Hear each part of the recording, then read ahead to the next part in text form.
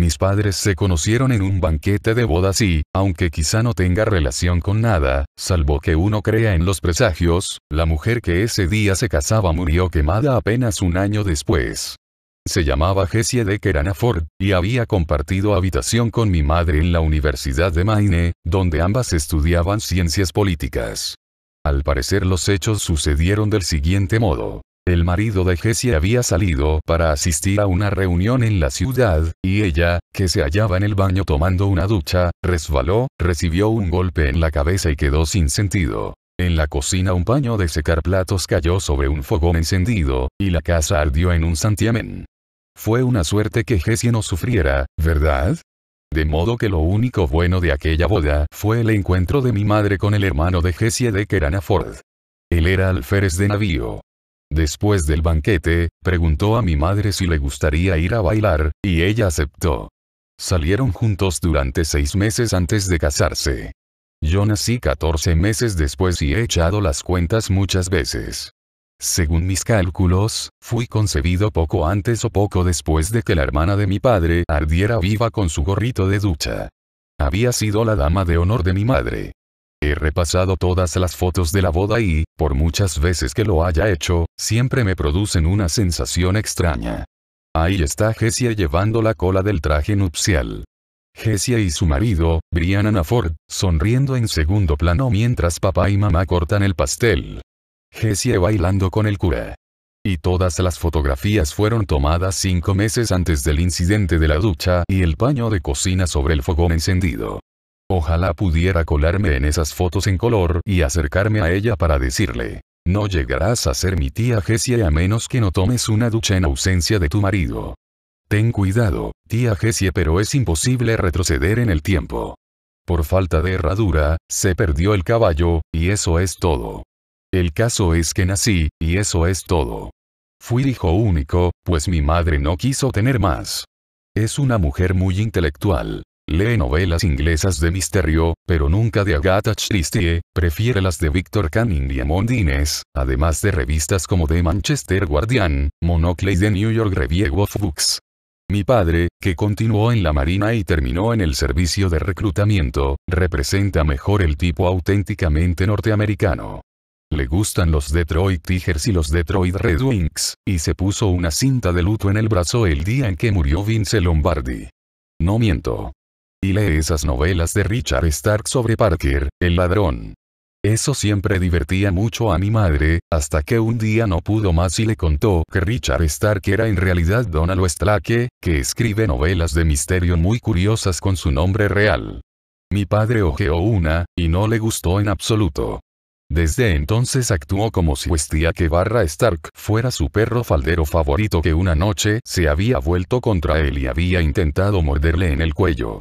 Mi primer recuerdo de infancia es que desperté en plena noche y pensé que estaba muerto hasta que vi las sombras moverse en las paredes y el techo, pues había un gran olmo frente a mi ventana y el viento agitaba sus ramas.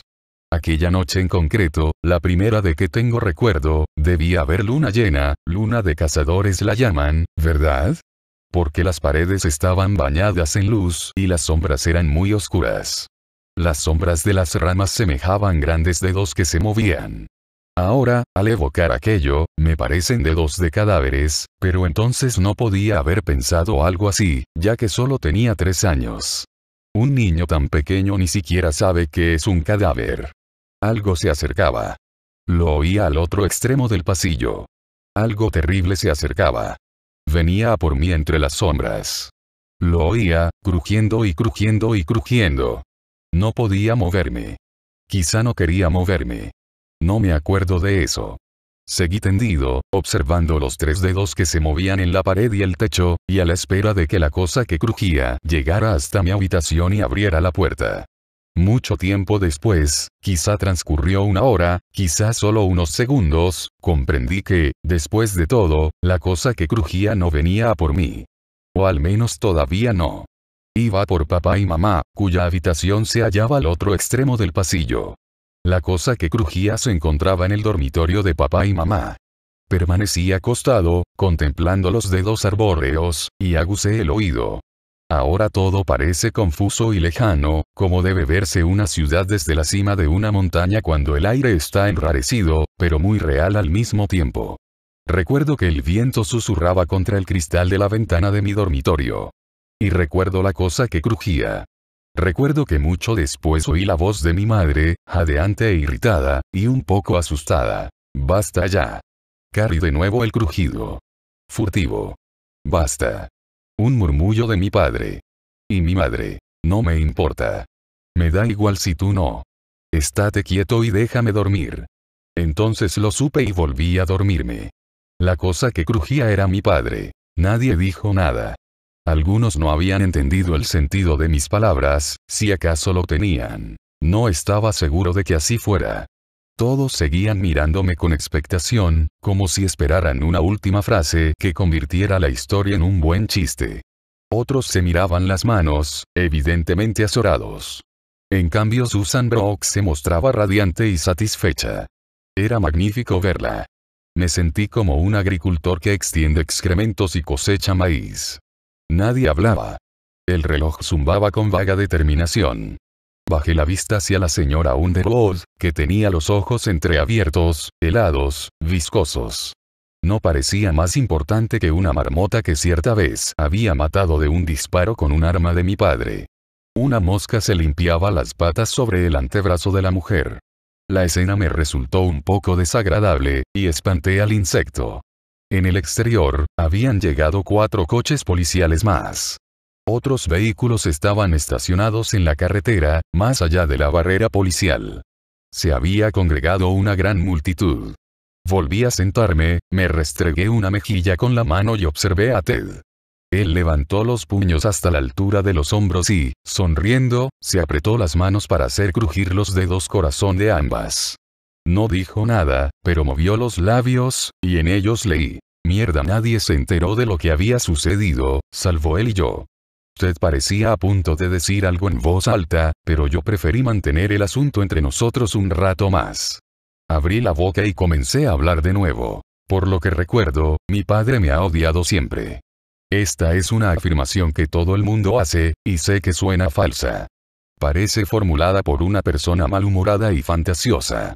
Es la clase de arma que siempre utiliza un muchacho cuando su padre no le deja el coche para la importante cita en el cine al aire libre con Peggy Sue, o cuando le advierte que le molerá a palos si suspende el examen de historia universal por segunda vez consecutiva.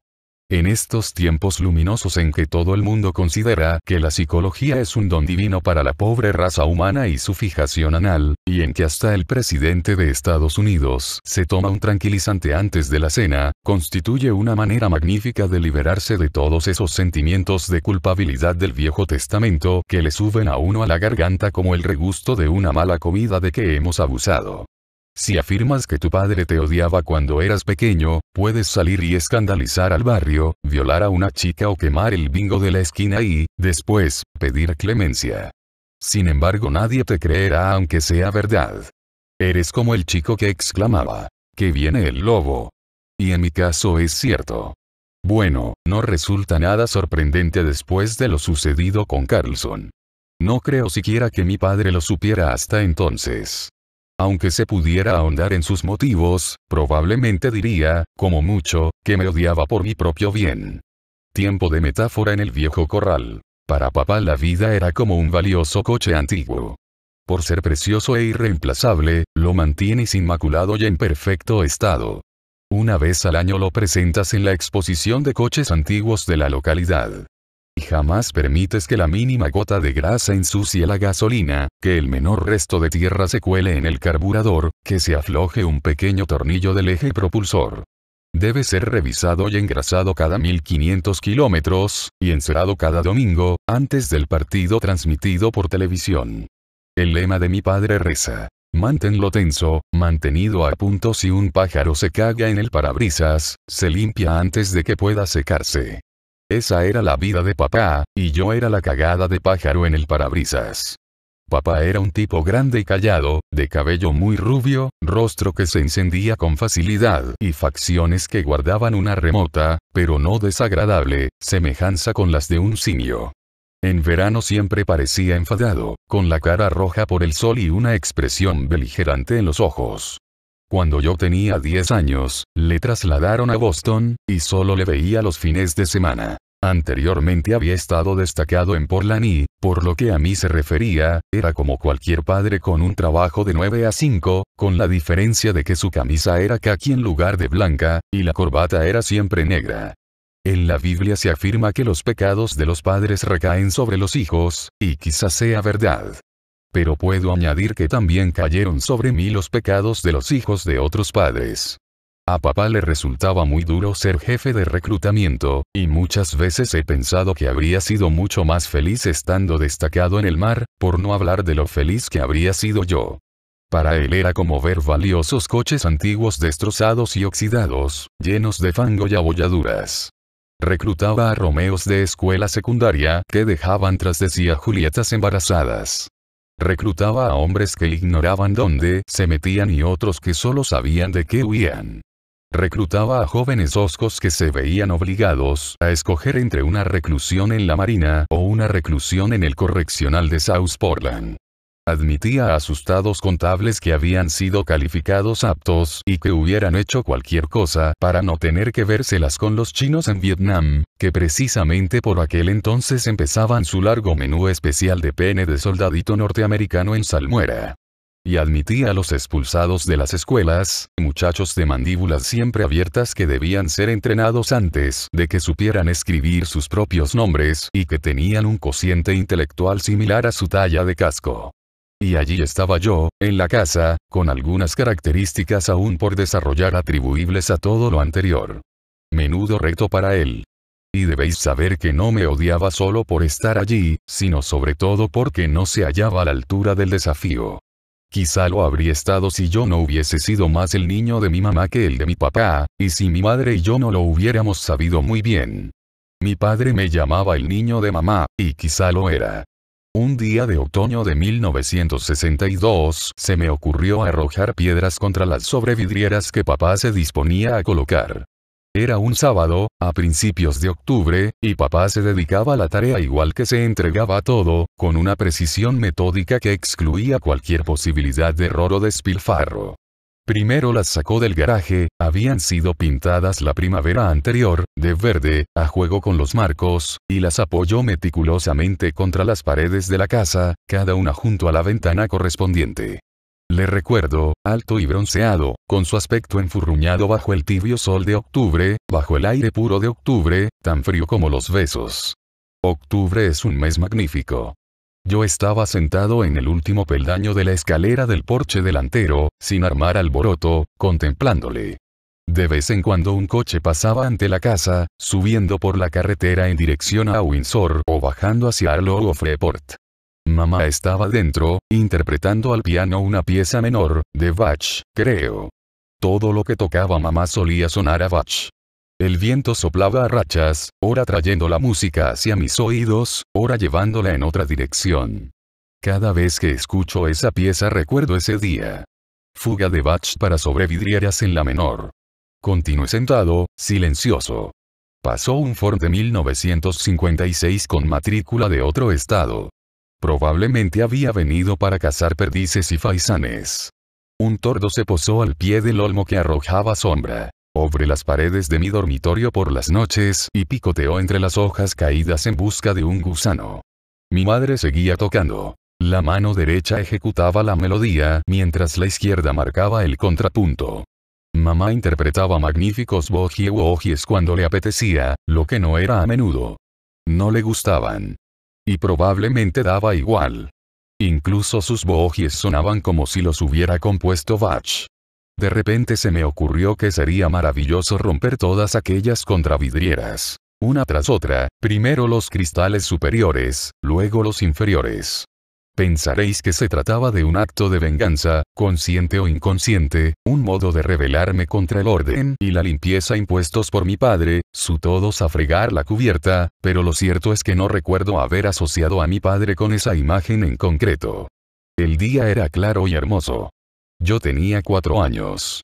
Era un espléndido día de octubre para romper ventanas. Me levanté, Caminé hasta el borde del camino y empecé a recoger piedras. Llené los bolsillos delanteros de mi pantalón corto hasta que debió parecer que llevaba en ellos huevos de avestruz. Pasó otro coche, y lo saludé agitando la mano. El conductor me respondió. A su lado iba una mujer con un bebé en brazos. Atravesé el césped, saqué una piedra del bolsillo y la arrojé con toda la fuerza posible contra la sobrevidriera colocada junto a la ventana del salón. Fallé. Saqué otra piedra y esta vez me coloqué mucho más cerca de mi objetivo. Un ligero escalofrío cruzó mi mente, perturbando mis pensamientos por un instante. No podía fallar. Y no lo hice. Rodeé la casa rompiendo contra vidrieras. A la del salón siguió la de la sala de música. Cuando hube roto esta, me acerqué para ver a mamá, que continuaba tocando el piano. Llevaba unas braguitas azules, nada más. Al advertir que la observaba, dio un leve brinco y se equivocó de nota. Luego me dedicó una gran sonrisa cargada de dulzura y siguió tocando. Ya veis. Ni siquiera me había oído romper el cristal. En cierto modo resultaba curioso. No tenía la menor sensación de estar haciendo algo malo, sino solo algo divertido. La percepción selectiva de los niños es algo muy extraño. Si las sobrevidrieras hubieran estado colocadas, jamás se me habría ocurrido romperlas. Estaba observando la última contraventana, la del taller, cuando una mano se posó en mi hombro y me obligó a dar la vuelta. Era mi padre. Estaba furioso. Y jamás le había visto tan encolerizado. Tenía los ojos como platos y se mordía la lengua como si sufriera un ataque. Me asustó tanto que eché a llorar. Era como si tu madre se sentara a la mesa para desayunar con una máscara de bruja puesta. Diablo de niño. Me asió por los tobillos con la mano derecha, mientras con la otra me apretaba el brazo izquierdo contra el pecho, y me arrojó al suelo con toda la fuerza de que era capaz. Quedé tendido, sin aliento, contemplando cómo la alarma y el arrepentimiento aparecían en su rostro y disolvían el estallido de furia. Yo era incapaz de hablar y llorar. Notaba un intenso dolor en el pecho y el bajo vientre. No quería hacerlo, dijo, arrodillándose junto a mí. ¿Estás bien? ¿Estás bien, Chuck? Chuck era como me llamaba cuando jugábamos a pelota en el patio trasero. Mis pulmones se agitaron en un jadeo espasmódico y vacilante. Abrí la boca y solté un fuerte grito. El sonido me asustó, y el siguiente grito fue aún más potente. Las lágrimas convirtieron todo en prismas. El sonido del piano se interrumpió. No deberías haber roto esas ventanas, dijo mi padre. La furia reemplazaba de nuevo la alarma. Ahora, cállate. Pórtate como un hombrecito, por el amor de Dios. Me agarró de nuevo para ponerme en pie con gesto rudo en el mismo instante en que mi madre aparecía corriendo por la esquina de la casa, todavía cubierta solo con las braguitas. Ha roto todas las contravidrieras, explicó mi padre. Y ponte algo encima. ¿Qué sucede? Exclamó ella. Oh, Charlie. ¿Te has cortado? ¿Dónde? Enséñame dónde. No se ha cortado, aseguró papá con voz disgustada. Tiene miedo de recibir una buena paliza. Y tiene razones para temerlo. Corrí junto a mi madre y apreté mi rostro contra su vientre, percibiendo la suave y reconfortante seda de sus braguitas y aspirando su aroma dulzón. Notaba la cabeza hinchada y carnosa, como un nabo. Mi voz se había transformado en un entrecortado rebuzno. Cerré los ojos. ¿Qué estás diciendo? ¿Una paliza? Si está morado. ¿Cómo le hayas hecho daño? Cari, por el amor de Dios. Empezó a llorar en cuanto me vio aparecer. Las voces llegaban a mí desde arriba, como declaraciones amplificadas de las cimas de las montañas. Viene un coche, anunció papá, entra a casa, Rita. Ven, cariño, dijo mi madre. Mamá. Sonríe a mamá. Una sonrisa grande. Me apartó de su vientre y me enjugó las lágrimas de las mejillas. ¿Alguna vez os ha secado las lágrimas vuestra madre? En eso los poetas mediocres tienen razón. Es una de las grandes experiencias de la vida, junto con el primer partido de fútbol y el primer sueño húmedo. Eso es, cariño. Papá no quería hacerte daño. Eran San Castingua y su mujer, afirmó mi padre. Ahora les has dado carnaza para sus chismorrees. Espero que, vamos, Charlie, murmuró mi madre, haciéndome la mano. Tomaremos un tazón de chocolate en la salita de costura. Una mierda, tomará. Replicó mi padre, lacónicamente. Me volví para mirarle. Con los puños cerrados con fuerza, permanecía inmóvil frente a la única contravidriera que había salvado. Cuando le haya propinado la paliza que se merece, solo tendrá ganas de vomitar. Tú no vas a dar una paliza a nadie, repuso mi madre. Ya le has dejado medio muerto del susto. Al instante papá se acercó a ella y, sin preocuparse ya de sus braguitas, Samo su esposa, la agarró por el hombro y señaló la sobrevidriera de la cocina, hecha añicos. ¡Mira! Fíjate. El pequeño diablo se ha dedicado a hacer eso, y tú le ofreces chocolate. Ya no es un bebé, Rita. Es hora de que dejes de darle el pecho. Yo me agarré a la cintura de mamá, quien apartó el hombro de la mano que la agarraba. Por un instante aparecieron en su piel unas marcas blancas que, de inmediato, se tornaron encarnadas. Entra en casa, dijo mamá con voz tranquila. Estás portándote como un estúpido, Cari. Voy a... No me digas qué vas a hacer. Espetó ella repentinamente. Mi padre titubeó. Ve dentro. Ya has causado suficiente daño. Entra en casa o ve a buscar a alguno de tus amigos y toma una copa.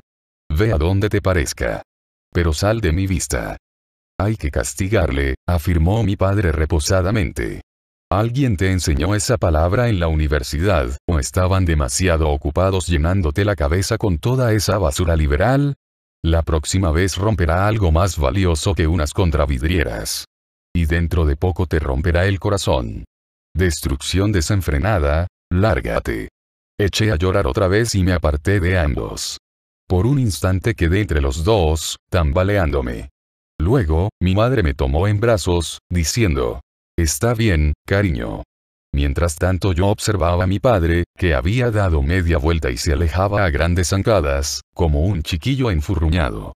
No fue hasta entonces, hasta que hube apreciado con qué dominio y asombrosa facilidad le había despachado mi madre, cuando empecé a atreverme a devolver a mi padre el odio que mostraba hacia mí. Mientras mamá y yo compartíamos un tazón de chocolate en la salita de costura, le conté cómo mi padre me había arrojado al suelo. Le expliqué que papá había mentido. Aquello hizo que me sintiera fuerte, estupendo.